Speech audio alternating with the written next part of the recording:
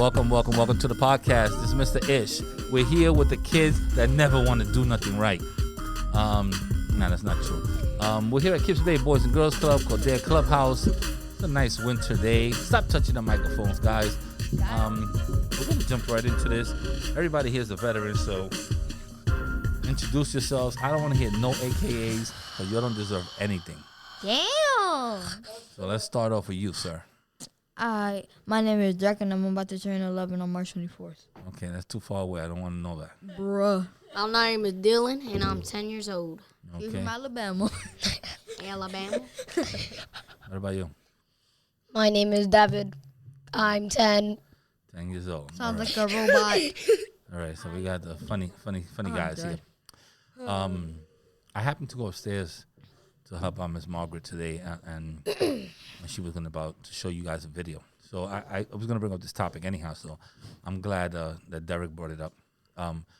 But you had a definitely important lesson today in Miss Margaret's class that we should talk about. So I think you guys should take it away from there, because I don't want to get too technical. I want to see what you guys learned. So who wants to go first? First, what's the topic that we want to talk about? Yo, what are you breathing on the Why not to? Yeah, I can smell your breath from here. Why not to do? Why not to do like drugs and how the consequences were like, say, impact on your life? Okay. Yeah. So basically, reasons why you think programs that help you deal with drugs and like not doing it, why do you think they're here? Something like that. Something like that? Yeah. I need a little more information. What about you? Bet. All right.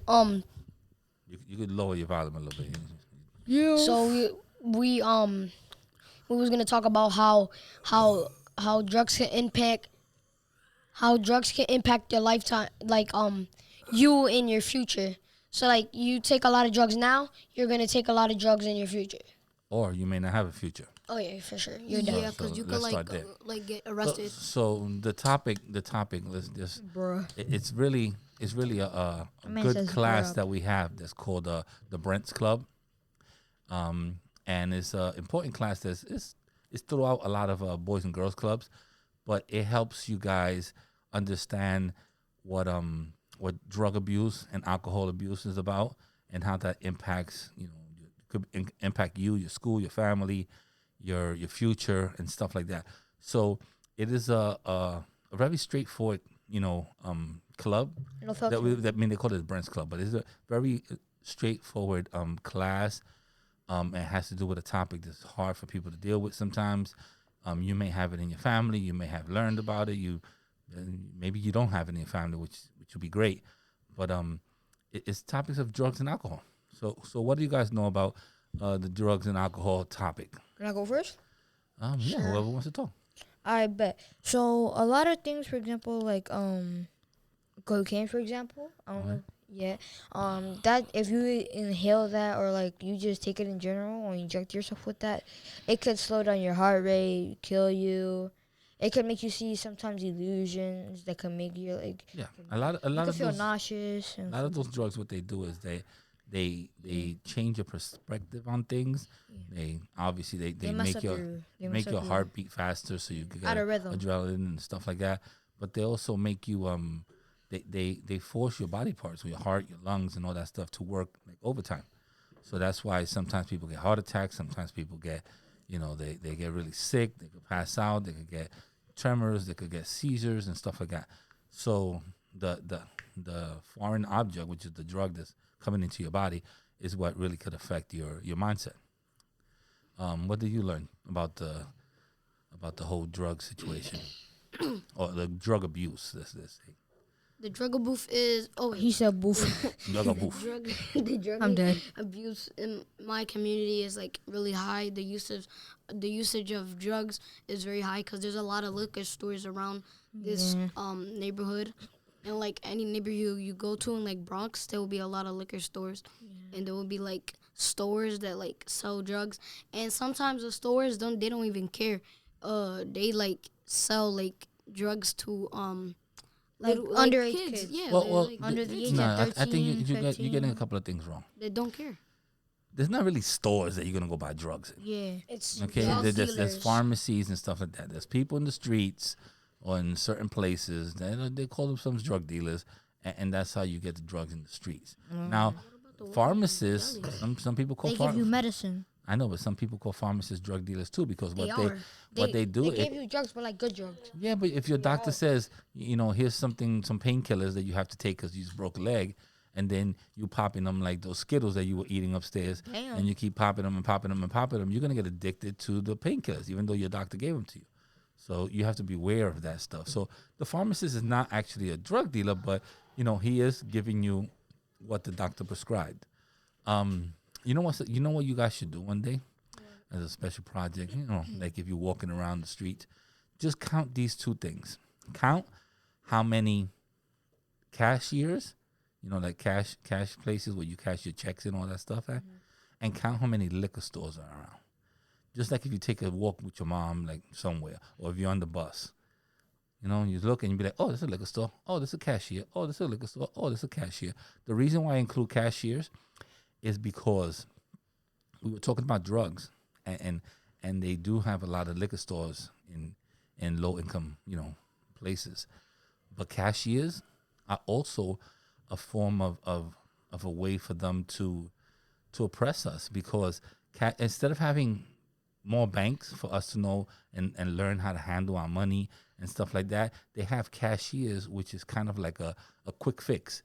You go in there, you get your check, you cash it, you got $700. Okay, now I'm going to go to my drug dealer. Or now I'm going to go over there.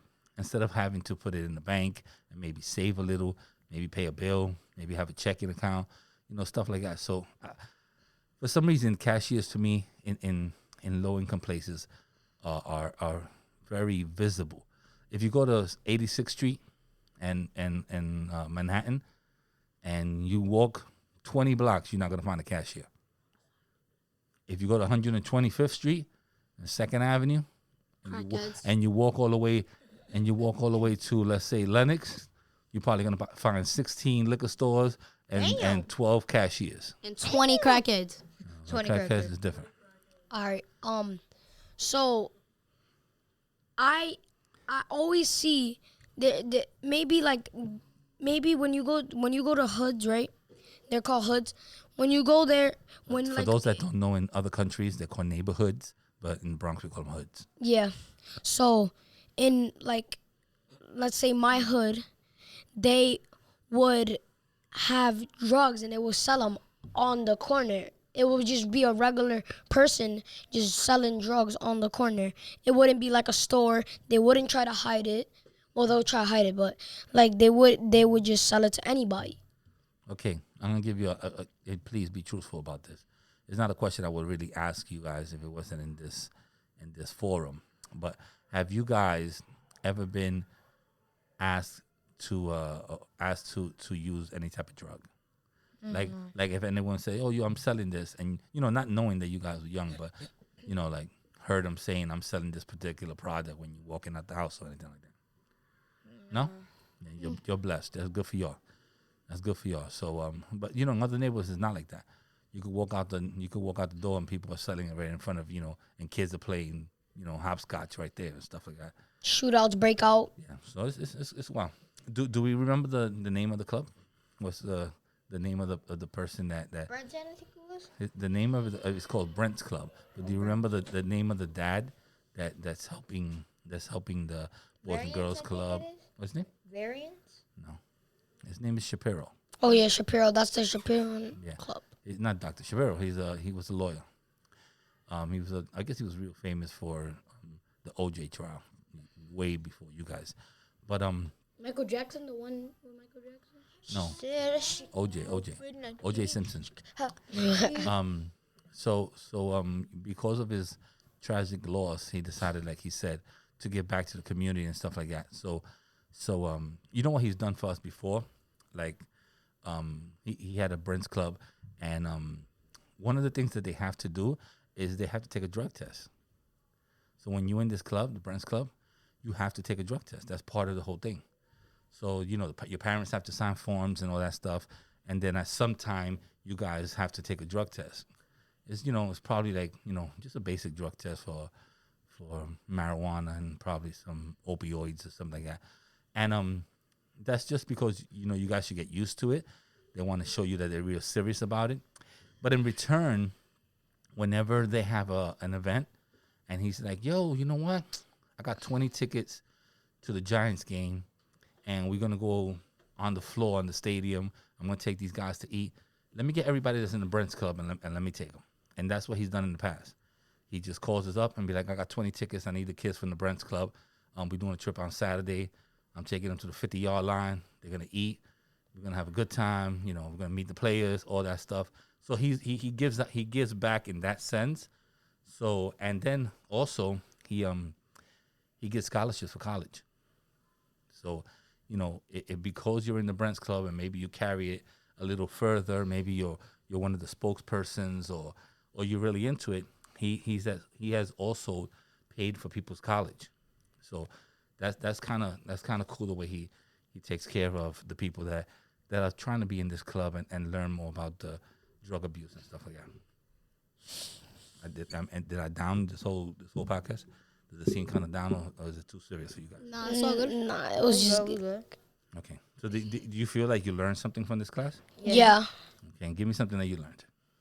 I learned about Brent's Club and how like when you turn 18 or like you see sober for a lot of time, he'll pay for your scholarship and he'll give back to the community if you stay sober and stuff like that. Okay, that's I feel like he has in his mind like he has this like this mentality. You give to the community, And I'll you give get back. and he'll give back. Like the saying, you that's give the way it to- should be. like the saying like that people say. Once you give something forward come back to you. It's Wow, karma. That was deep. Man. Good karma. Good That karma. What about you? What you learn? I learned that. Oh wait, sorry. I learned that There's like next to liquor stores, there's cashiers. You didn't learn that. You know that because you could cross the street here. And there's a cashier in the corner. right you there, cross the and then street, there's a it's liquor store right there. You ain't learned that. Bro, you could legitimately On walk. University, there's literally a You liquor could have store. learned that without going to and this the class. next block is a cashier right there. Right? He could have learned that from Like, not bro, going to the store. legitimately, all you gotta do is walk down for like 25 minutes, and I bet you could find like 2 liquor stores on the side of each other. I'm dead serious. Like you could basically almost walk anywhere and you'll find a liquor store. Yeah, for sure. But I learned that because like I didn't know they had. You never crossed the street in this neighborhood? No, I did, but I didn't know I didn't know they were connected. Yeah, they're not It's technically nice. connected, but I'm just saying It's like that you see more of those in this neighborhood and low poverty, in hoods like you said, and where there's a lot of projects. So you're gonna see all those types of establishments. All right, you got anything else to say? Don't don't do drugs, kids. That's it. Don't do drugs. That's it. That's If you the do drugs, drugs are gonna drug you. Bro, That don't even make sense. nah, we're signing out. We're signing out. Yeah, that wasn't a good. That wasn't a good sense. Oh my god. Boom! Alabama, kid open up. You